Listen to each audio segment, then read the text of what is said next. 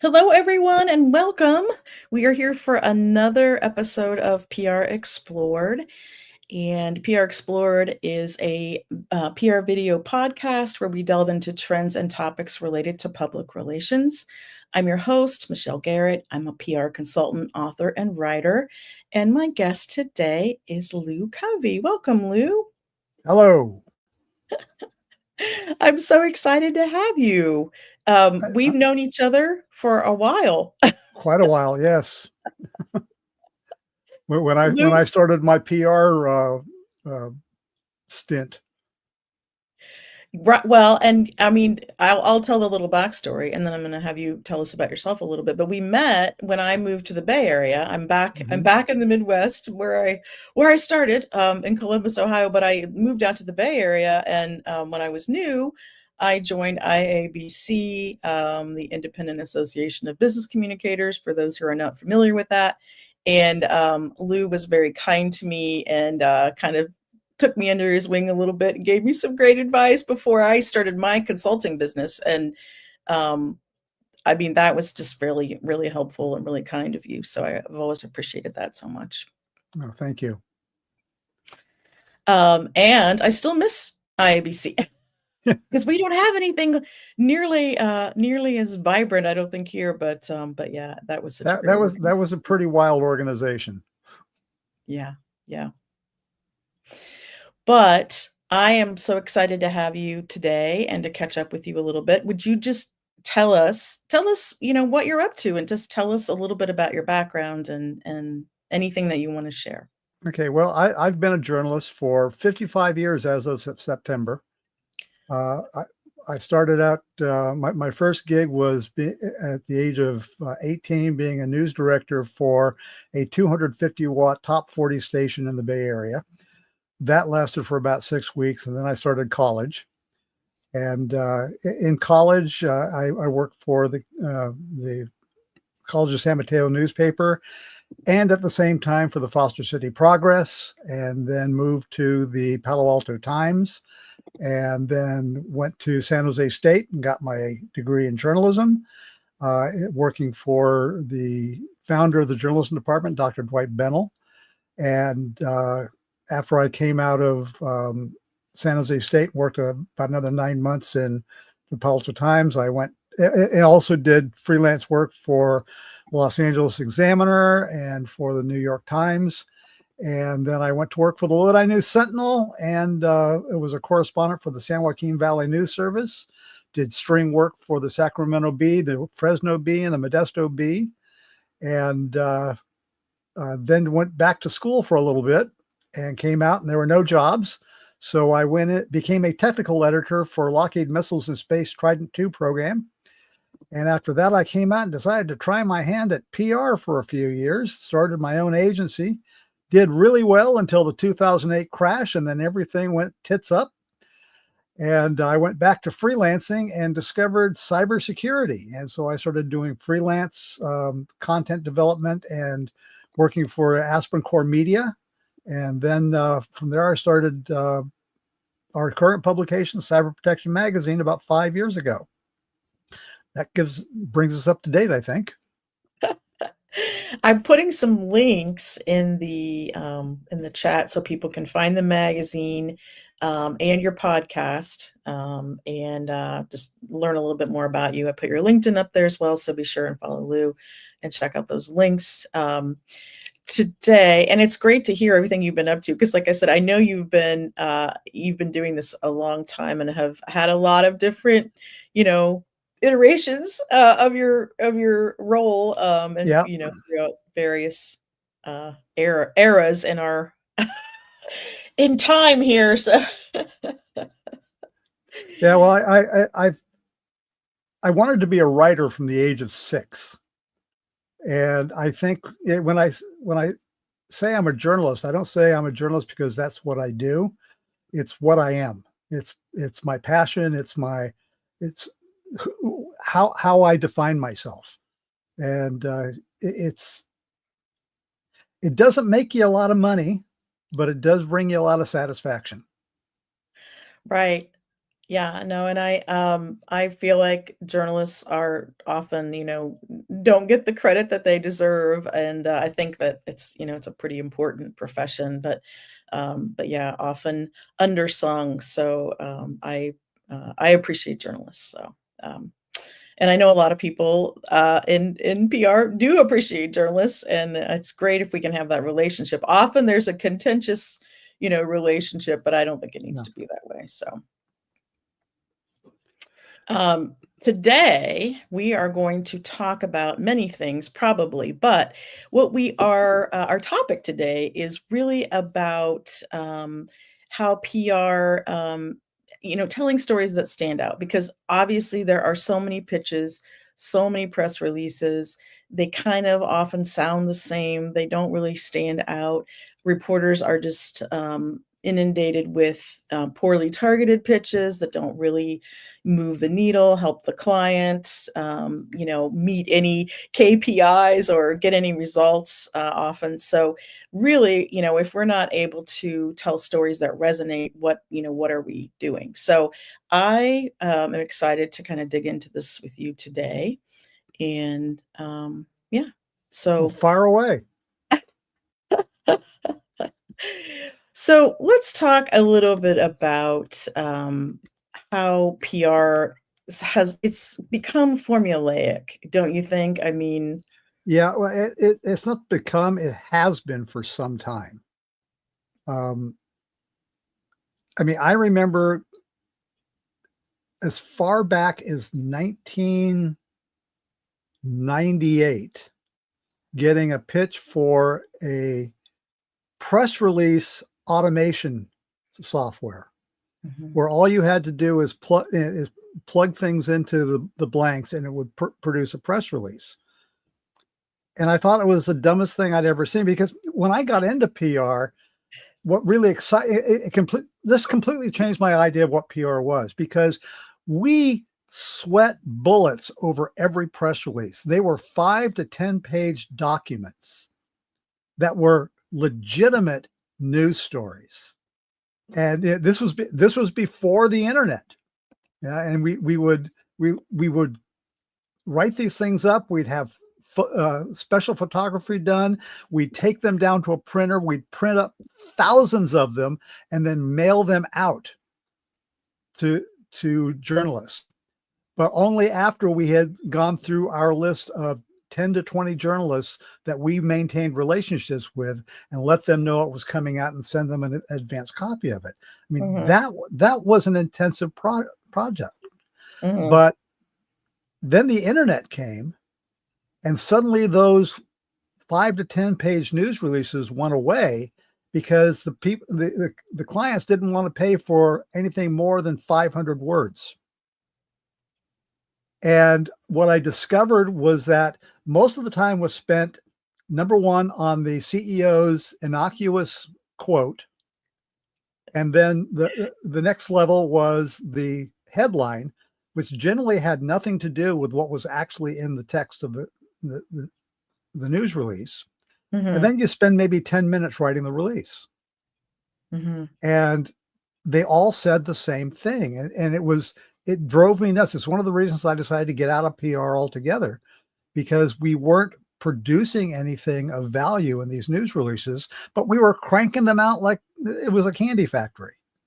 And so Yeah, the whole thing about it becoming formulaic has gone all the way back to even before, or just at the beginning of the internet. And mhm, now the thing is, we've got all of these press releases on the internet that have been used to train the AIs, which are mhm. now producing press releases. So they Right. sound the same way as they did 20 years ago.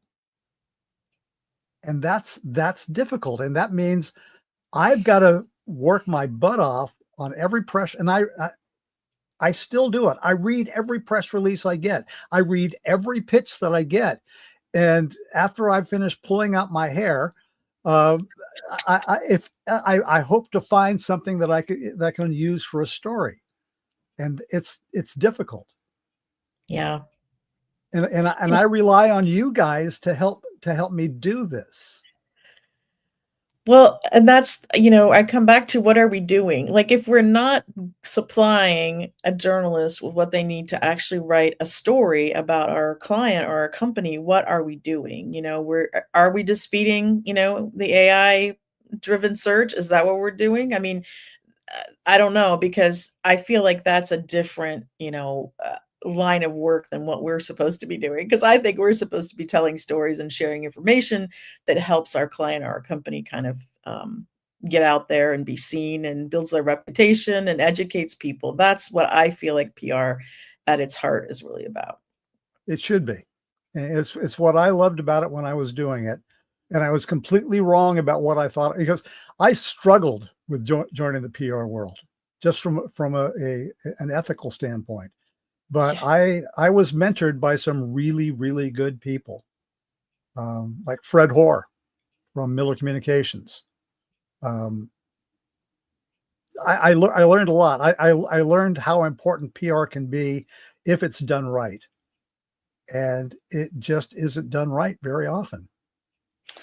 And I mean, this wasn't a question that I was going to ask, but don't you think that it's actually more important than it's ever been because now we have misinformation that is Hmm. being created by AI about companies and individuals, executives, and so forth. So I feel like PR is really more important than ever for a company to be speaking in its own words, getting its own messages out there because if you do that consistently, even if something, that's generated that is misinformation comes out about your company, people are less likely to believe it if you, the company, is out there all the time talking to your audience and sharing Yeah. and being transparent. One of the things I am most happy about right now is how AI is actually driving the value of created content up. Yeah. Um, I just, I don't know, do you know Ojo? Balaji Ojo? I don't know. He was editor in chief of EE Times, EBN. He had the Balaji, the Ojo uh, Yoshida report. He's been around for quite a while, but he and I were talking yesterday about how the, being able to put context to what we're doing, what the companies are doing, has increased the value of what a journalist can do and what a PR person can do. And it requires not only context, but cognition about what's going on, not just repeating the same formula. Mhm. And AI has pretty much ruined the automation of the process and has now, and people are starting to realize uh, we actually need human beings to do this. I was having coffee with a friend, and she said, my 15-year-old son found out that I wrote a letter using AI, and he said, don't do that, mom. AI destroys creativity. So, I He's mean, right. yeah, I mean, I have so much hope for the future because of the young people I see. I go on the train to San Francisco, and all of us white-haired people have got our noses glued to our screens. But at the same time, I'm looking and I see people under the age of 30 reading books, reading magazines, and reading newspapers, actual print, Good. because they're giving up on technology. And that gives me hope for the future.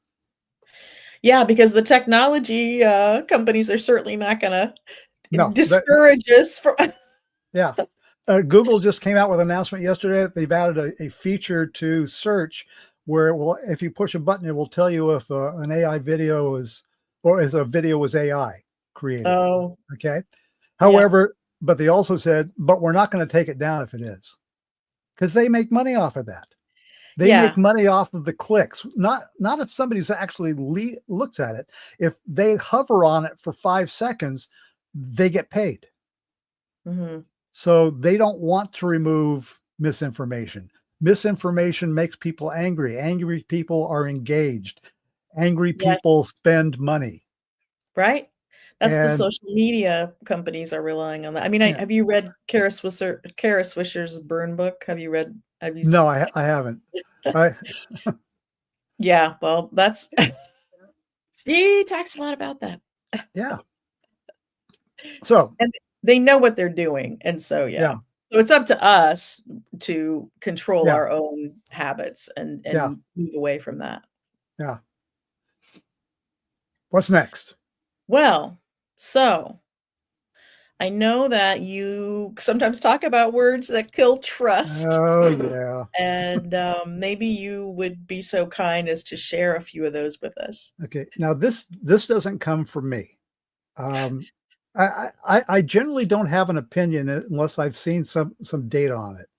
And I've read 3 reports, one from Oxford University, one from Columbia School of Journalism, and one from the Annenberg, is it School of Journalism? At USC, Mhm, where they have found and confirmed amongst themselves that there are several words that can actually destroy a press release. And the words are leader, first, only, and best. If you start out a press release with those 4 words, you will lose your audience immediately. And that's I see that all the time. XYZ Corporation, a leader in something, today announced. Okay. Well, you have got about 5 to 8 seconds to capture a reader's interest. And if you start out your press release with those words, any of those words, you lose them immediately. mhm. And it, people keep doing it. I mean, I was just talking to a company yesterday. It's actually got a pretty good story. I had to rip it out of them, but I was taking a look at their website, and the first bullet point on there, we are the leading company to do this. Yeah. And I just went, oh, and you know, when I find this, it makes me happy to find that nugget. But in cybersecurity, there are more than 5,000 companies providing tools and services, and then an untold number of what's called managed security service providers, which essentially take these 5,000 tools and put them together in packages for people to use because Mhm. they can't figure out what to do. This Right. entire industry has a severe problem in telling its own story. They can talk to each other really well, but they can't talk to their customers. Well, and I think, to your point, when you say you are the leader, or you are the only or the best, I mean, are you though? I mean, like, so, and a reporter can see right through that, right? And that has always been a pet peeve of mine too. It's like, if we're going to say this, it's revolutionary. If we're going to say this, we really have to, how are we going to back it up? Like, and you really Yeah, can't. You might be able to it, say it in a quote. That's where I say, okay, so move it. Let's put it in, we can put it in a quote if you want to, but we can't make that claim just, that's so not good. here's something that's good for that AI is good for. And every time I get a news release that begins, "We are the leader in," Mhm, what are the leading companies in this particular area? mhm, And I'll get a list. And I go mhm, back to them and say, I cannot find any evidence that you are a leader in anything. mhm. And I would like to tell your story, but I don't know what it is because I can't get past this kind of garbage. And I always operate off of this motto that if you think you're a leader, look behind you. If there's nobody there, you're just taking a walk. And that's what it is. That's in cybersecurity. That is really it. We've got to, as a journalist, I'm herding cats in cybersecurity. And, Mhm, and part of that problem is that the people I'm working with, the PR folks, very few of them actually read the publications they're pitching. Very few of them read any publication whatsoever. Most of them are just and it's not just them, it's the executives that they're representing. My Right. first question in an interview Mhm. with somebody new is, are you familiar with our publication? 99 times out of 100, no. They don't know who they're pitching. They don't know what it is that I'm interested in. They don't know how I do interviews. Mhm. And we make it real easy for PR folks to know this. We put out 2 newsletters every month. One newsletter highlights the things we have covered. Okay. And then the second newsletter talks about things we are going to cover. Mhm. So you don't have to send me a pitch saying, what are you working on? Just sign up for the newsletter. You'll know it. We Yeah. make it we try to do everything we can. And I think it's partly because of what I learned in the PR side. I want to make it very clear to the PR folks what it is we do, how we do it, when we're going to do it, and what we're no longer going to be looking at. We put out a special issue at our last special issue of the year. We put out 6 a year, and it's going to be about taking a look at what was predicted for the year and what we are going to look at next year. All you have to do is have a subscription. And when I was working in the agencies before I had my own, we Mhm. had a requirement that we were supposed to spend 1 hour a day that we got paid for to read publications. We were Yep. required to have a list of 10 journalists that we were going to focus on. Yes. And and we couldn't go in between. Everyone Yeah. had their own 10 person list. Now, I don't think you can do that now. I don't think there are 10 journalists in technology that can be covered. But we spent time getting to know these people and reading their stuff and Mhm. understanding Yeah. how they cover things. Like Richard Gehring from EE Times, he was the guy every semiconductor company wanted to talk to. Mhm. And if you were a startup, he would give you one shot, and he would sit down with you, and then you'd put the press release or the pitch in front of him, and he'd go, push it aside and say, and then he'd ask his questions because he had a set list of questions about what that would help him identify what they did. Mhm. But he would not sit for a presentation because the presentations were always garbage. Yeah. They always started out the same way. They always came to the same conclusions. He can't write about stuff that's been said over and over again. So Mhm. yeah, that's my primary piece of advice to any PR pro is you've got to read. They want AI to do everything for them, Yeah, in some cases. I won't say everybody, but there are, I mean, I feel like a lot of this work is very surface, and the other thing I have seen is that people don't even read the story when it comes out about the company. So it's just yeah, enough that the company is in the news when they do search and it comes up, just the publication and the headline. People aren't really even reading the story anymore. So, yeah. I mean, I don't know how I feel about that. I mean, I don't know, Uh, it's changed. Here's another bugaboo. I'll write a story, okay, and if I've spent, I will get 10 to 20 pitches a week, and I'll write 1 to 2 stories a week or podcasts. And then 3 weeks later, after we've posted it, 3 weeks later, I'll get a call or an email from this is, so when are you going to run that story? Or can you let us know when that story is going to come out? Which tells me right away they haven't read the magazine. They haven't even bothered to go up on the website and type in the name of their client to see if it got mentioned Mhm. in the publication. Yep.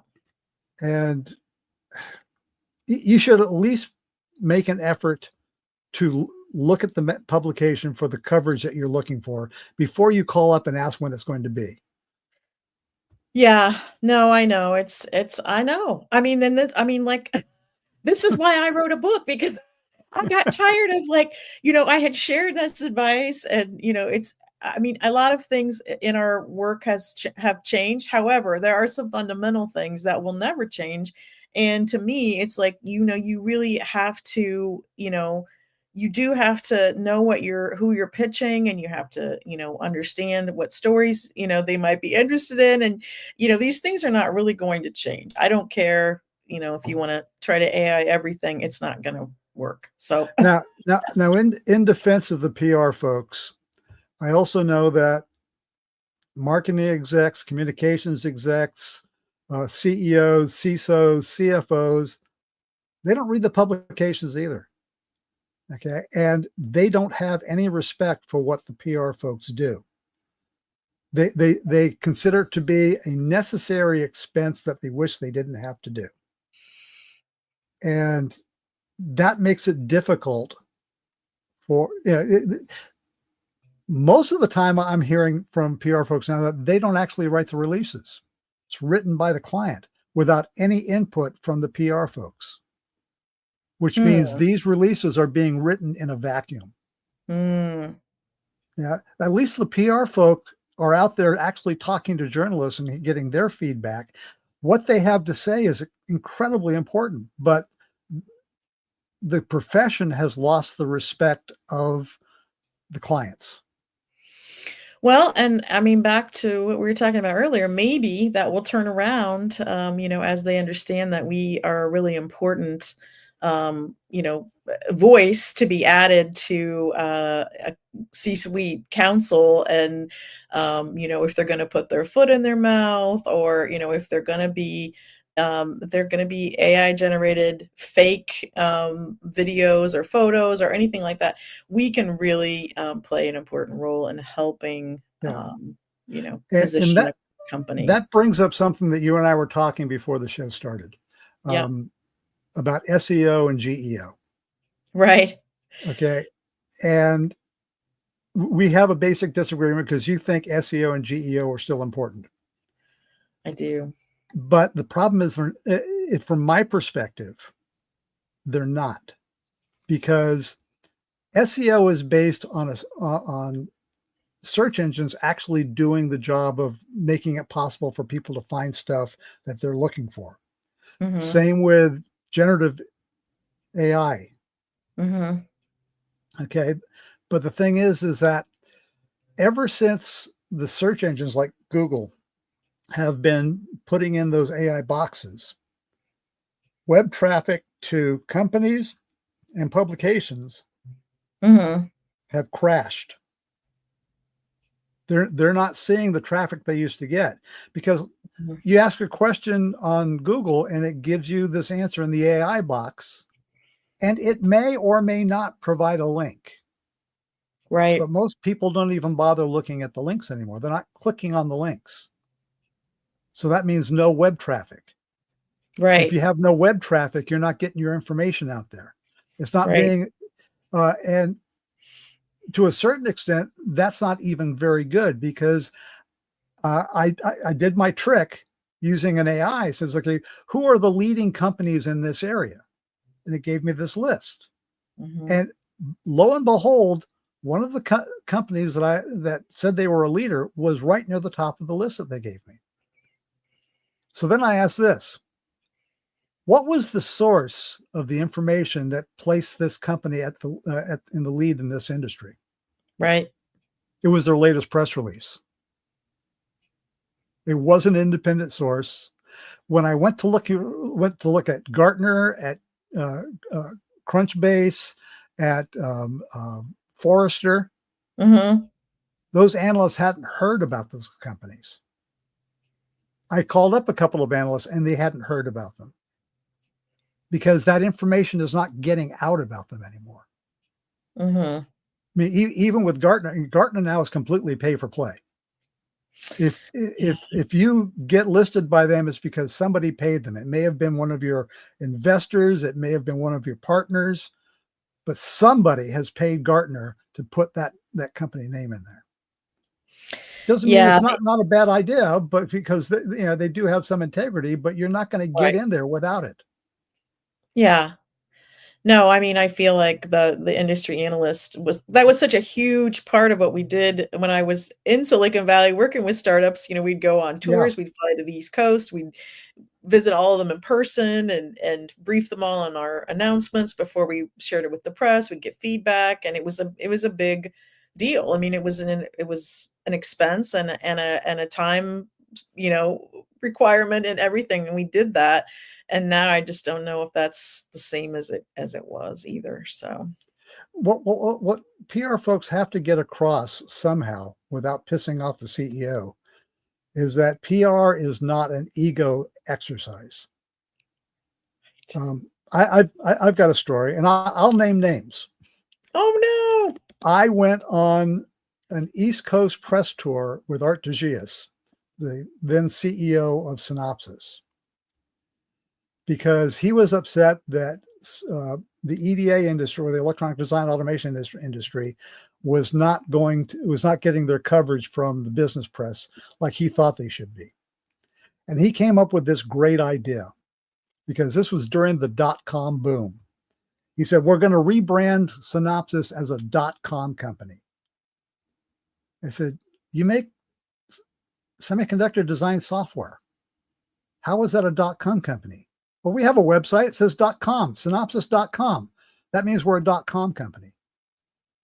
And they actually tried to pitch this to the New York Times, to the Wall Street Journal, to Barron's, and it failed miserably. But the only reason he wanted that in there is because he wanted to ring the bell at the Wall Street at the New York Stock Exchange. Mhm. It was all an ego exercise. He's a Mhm. very smart man. But what he did with his company is to completely revolutionize the design of semiconductors. But we have to make sure that they understand we're not here to boost their ego or to even make the board of directors happy. We're here to tell the story, to find the story and to tell the story. Yes. Well, on that note, how can what I'm gonna switch this up a little bit. I'm gonna switch the order of the questions. What are some storytelling principles that PR pros can use as they pitch journalists? Current events is a good idea, but it can go wrong.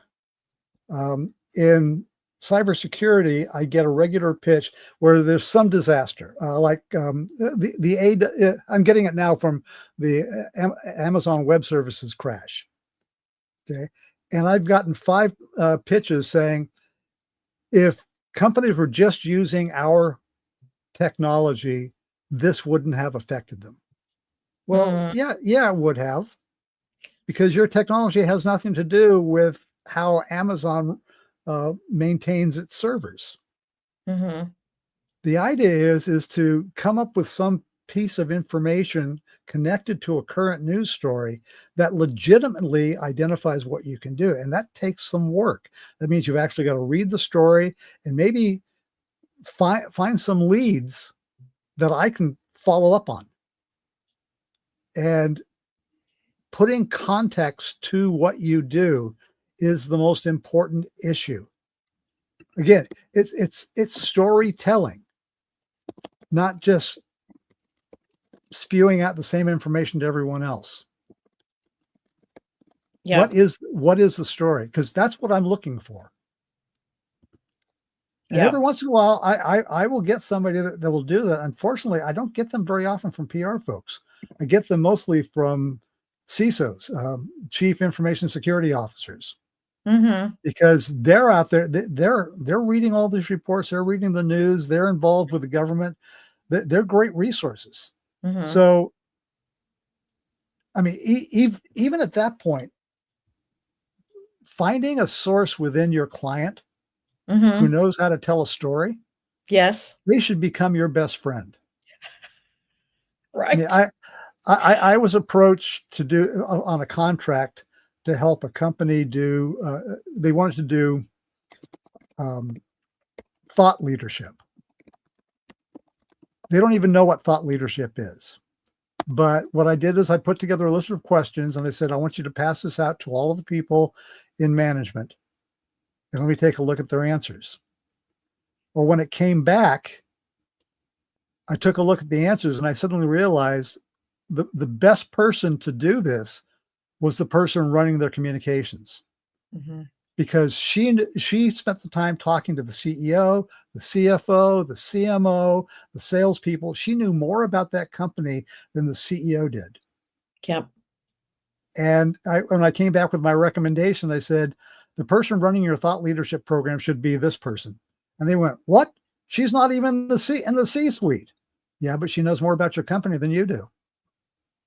Yeah. And Yeah. that's the next hardest part. Okay, you can do it as a PR folk. You can figure out how to tell that story, but getting the C-suite to buy off on it is another problem. Yeah. I had a CEO that got really pissed off about the press releases we were writing because we didn't have enough adjectives in them. My favorite is when they want to put 10 quotes in a 400-word press release. I love that. Yeah, especially when the quotes say absolutely nothing.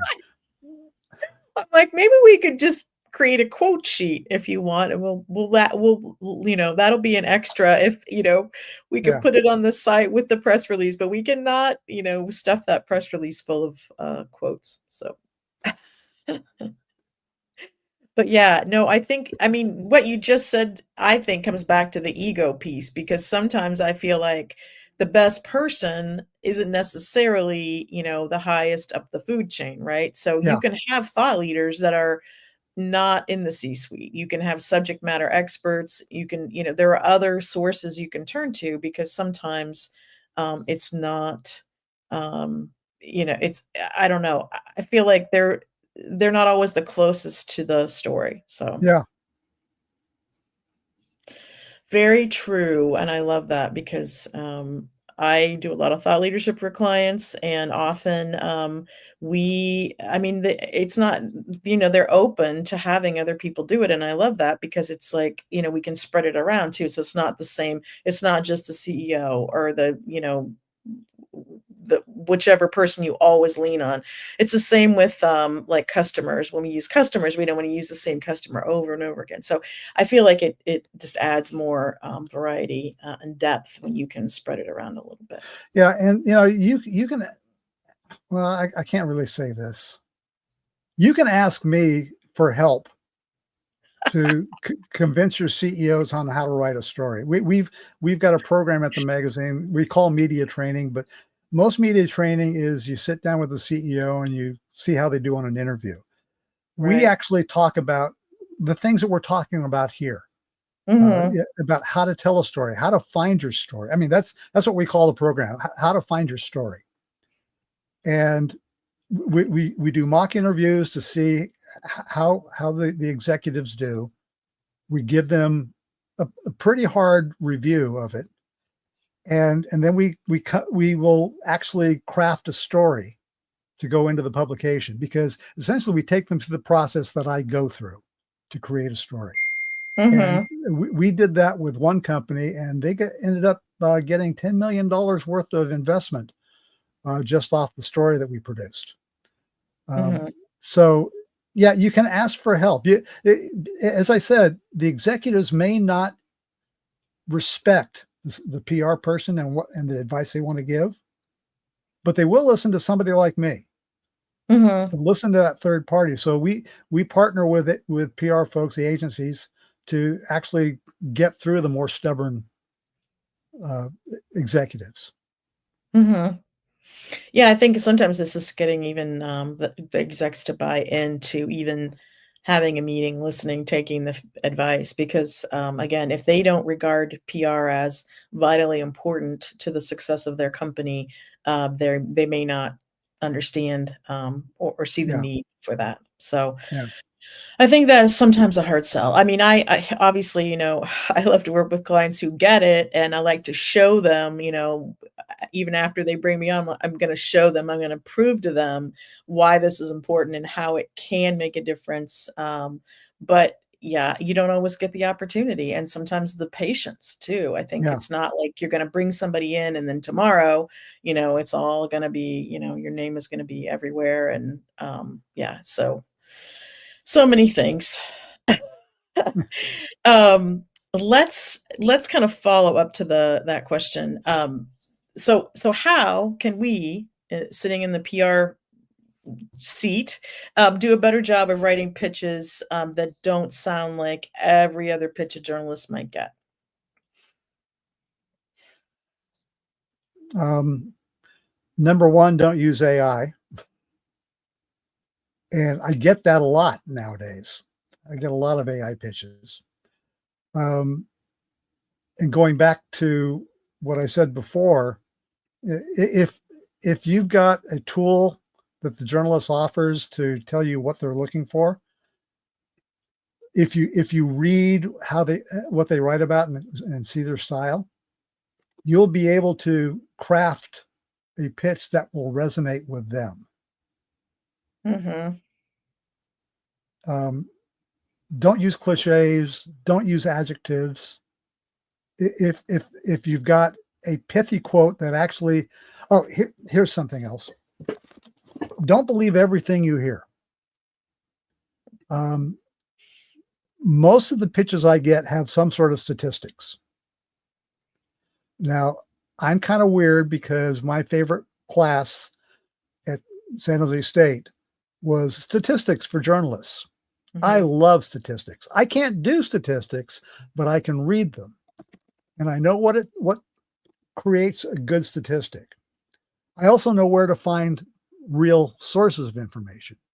Mhm. In the cybersecurity world, there is a particular publication that has been putting out a statistic on the amount of money it's costing businesses every year for cybercrime, Mhm. and it's in the tens of trillions of dollars right now. Mhm. But that particular statistic was based on a study done in 1995 by Symantec, who 3 months after they put the report out, they discovered that the company they hired to do it had made a horrible mistake, and the results were an order of magnitude larger than what it actually was. But because nothing dies on the internet, Right. people keep repeating it. And this particular magazine Mhm. they take a look at what the FBI says: cybercrime has increased 5%. Okay, we're going to add that to that base number. So it was Right. already off by an order of magnitude, and they've Right. just been adding to it every year for the past 10 years. So you've got to understand where the source of the information comes from. Yeah. And going back to the 60s, you've got to question authority. Even if your client says this is a statistic, you need to ask the question, where does it come from? Who said it? Has it been verified? That's something AI can't do, and it's something the internet is full of. False statistics. You really need to spend some, going back to what I said, how we used to write press releases, where we would agonize over these things and make 10-page documents. Even if you're not going to make a 10-page press release, if it's only going to be 400 words, there's got to be one piece of something true in there that needs Right. to be right at the top. You do that, and you'll get your story. Yeah. At least you will from me. Yeah. Well, and don't I mean, this is what kills me too, because I have a journalism degree with a kind of a PR concentration, but I mean, like, you can't fool journalists. Like, this is kind of journalism 101. Like, don't try to fool a journalist, because they will dig into whatever you say to them. They will verify whether or not you have taken the time to do it. and gone to the trouble of researching the original source of the stat or whatever, whatever you're claiming, they're going to look into that. So Yeah. don't go into it thinking, oh, they're just a journalist. I can say anything and quote anything and use any stat. No, because they're going to look into it and they're going to find out. If you're Yeah. not, if you didn't do your homework, they're going to find out. Yeah. Yeah. So that's like, again, that's like 101. But a lot of people maybe don't understand that, and don't understand how journalists work, or don't understand, how they do research stories and verify sources and things like that.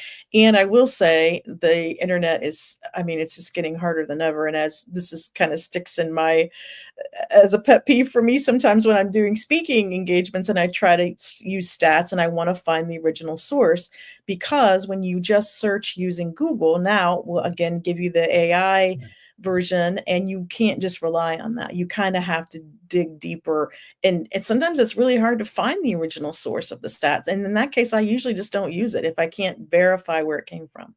Yeah. That's good. Yeah. But a lot of people don't care. And they were literally like, put the stat. And the other day I was working on a client piece of content, and they had a stat in there. And I'm like, well, where did this come from? Like, where did you get this? And, I don't know that I ever, I don't know if I'm going to get an answer. So we'll have to see if we can find something that we can actually verify, because somebody saw it somewhere, stuck it in there to cite. But it's not clear to Yeah. me that where it I drive my wife nuts because she'll tell me something that she's just wrote on Facebook. And my question is, where does that come from? Well, I don't know. It's just here on Facebook. Well, I don't believe it. Yeah, no, I mean, you really can't on social media and Google, you really just can't take anything at face value anymore. You have to be a little skeptical all the time. Unfortunately, I kind of don't like that. That's the world we live in, but it's kind of true. Yeah. We have a few minutes left. Let's talk about so before we get ready to hit send on our next pitch to a journalist, what should we be thinking about? What questions should we be asking as we give that a final review? You mean in your pitch? Yeah, like what questions should we ask ourselves about the pitch? Should we ask ourselves, does this will this work for the journalist audience? Is this, in the vein of what the journalist usually writes Yeah. about? What are some things like that? Yeah. Number one, what does the journalist write about? That's the most important thing. I've gotten 3 pitches this morning on women's fashion. Now, to be fair, I've covered a lot of different subjects in my life, and one of them happens to be women's shoes. So, but that was a very, very long time ago.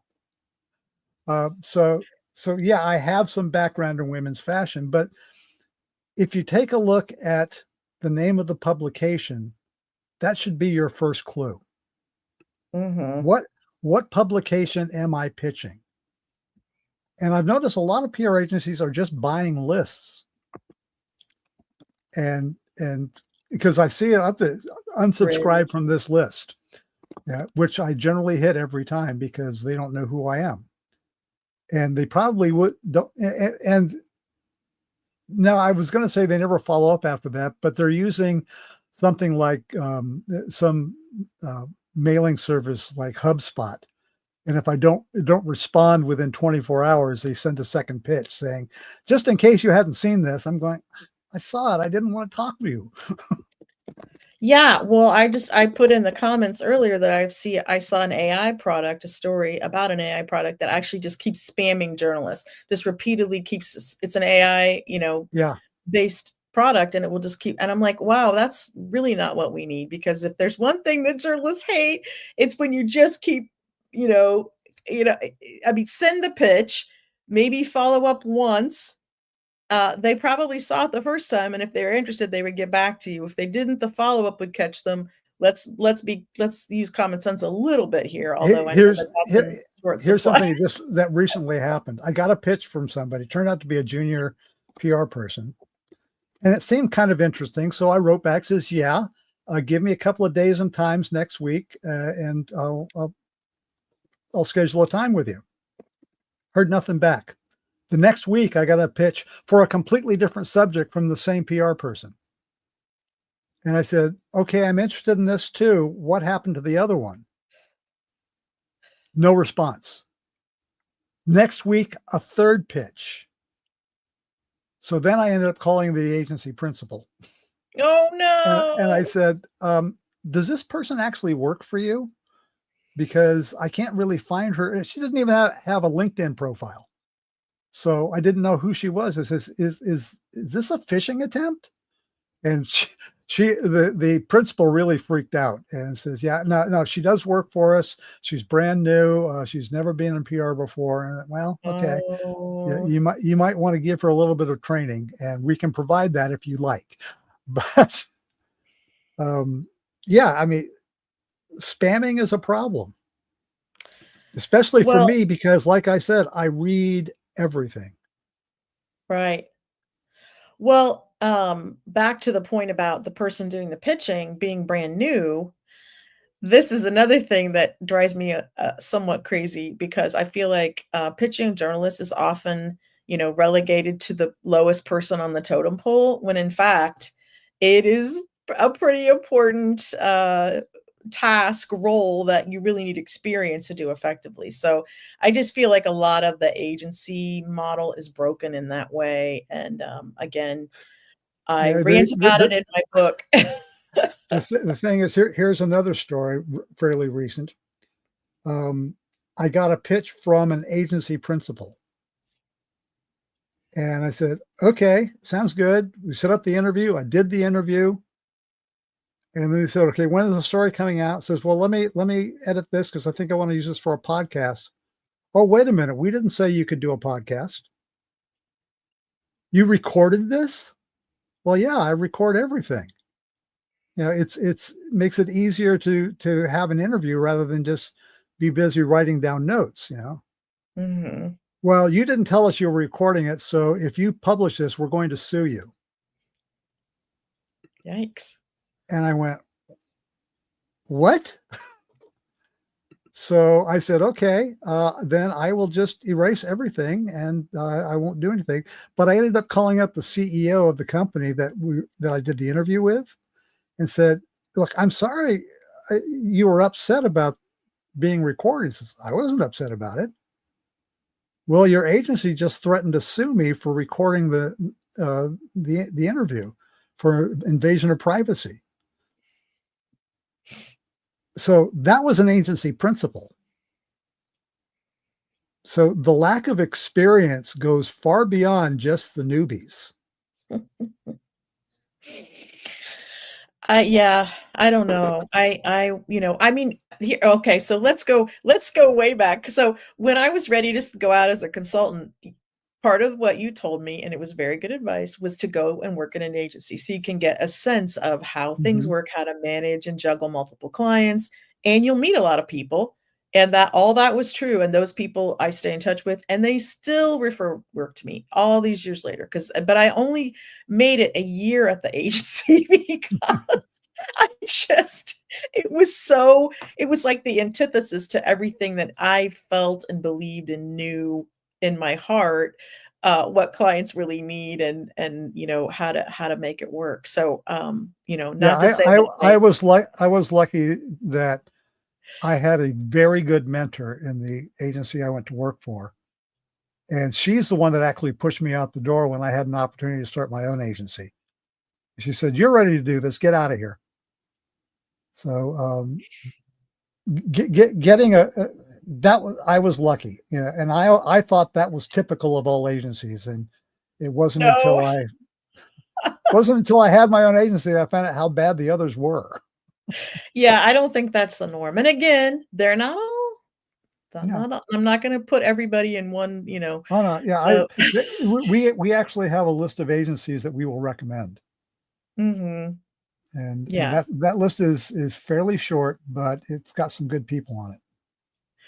Yeah. So again, but a lot of times, and again, they will use the media database and they will just pull out a list, random list, that maybe 1,000 publications or journalists are on the list and just spam out a pitch. And I'm like, That are you getting anything out of that? Like, I mean, if you're not getting anything out of it, then how is that successful? Just because you sent out 1,000 pitches doesn't mean Well, yeah, anything. that goes back to the client side, because that's one of the things they want to see in the the reports. How No, many journalists did you pitch? no. See, that's the wrong question to ask. Yeah. We know it. We're just saying it. So yeah.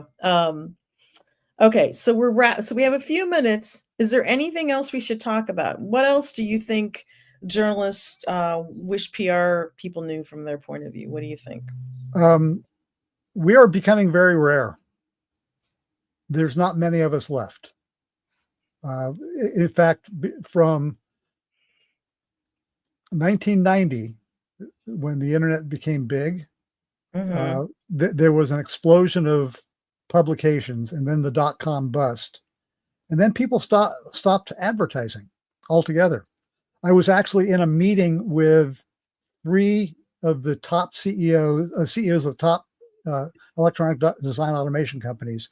And one of the CEOs said, we're going to cut back on our advertising because the startups are riding our advertising coattails. And so if we reduce our advertising, there'll be fewer pages. So you won't be able to cover all the startups that you're covering. And from that point on, we've lost 90% of the tech journalists covering technology, Yeah. and 75% of the publications. And it's not getting any better. I mean, said I was crazy for trying to start this magazine, and it's been a rough go. But I'm also hearing what people say about us in the industry. One CEO came up to me and says, "You guys are the most honest voice in the industry right now," and that means a lot to me. And so, if you're looking for honesty, if you're looking for someplace where you can hang your reputation on, for content that you can share on your website, that's what you're looking for. That's what journalists can do. That's what PR people need to tell their clients. If we support this publication, we will have a better share of mind. If you want thought leadership, support independent media. That's what they need to know. And they may know it, they may not know it, but they need to tell their clients that, because otherwise we're going to lose everything. Yeah. Yeah, no, it's hard to watch, and I know, a lot of journalists are being laid off and entire publications are shuttering, and so we really need to support our journalist colleagues as much as we possibly can. We were talking, I think, before we started today about I often encourage clients to do some paid media in addition to the earned media side, and I think if they have the budget to support publications in that way, it's a good thing to do for a few reasons, but that is a conversation that you could have too with your clients. Yeah. And it's not as expensive as you think it is. No, and I think, obviously, you're paying for an ad or a sponsored article or whatever it is, but then you're also, they're probably going to give you a little bit more attention on the Mm-hmm. editorial side as well. And I know a lot of people don't want to hear that, or when I say that, sometimes people push back and say, you don't really mean that. And yes, I really do mean it. And it's common sense again, because it's like, well, you're supporting us. And so we're probably going to take a little bit of a closer look when you do send us a story or a press release or a piece of content or whatever it is. So I think Hey, it does make sense. you pay Google to go up higher in the search rankings. Yeah. Same reason. They give you priority there too. Yeah. Yeah, yeah. Well, it used to just be such a black and white issue Yeah. with between paid and earned media, but I don't think we live in that world now. So I think it's okay to talk about it. And I know that editors like you will have told me. So I mean, I know it's something to take a look at as we budget for the coming year. I know a lot of companies are in that process as well. So Yeah. And anyway, we're Lou, looking for sponsors, so give me a call.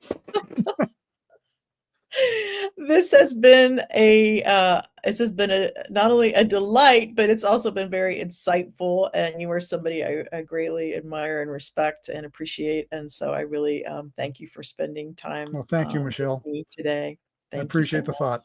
Thank you. Yeah.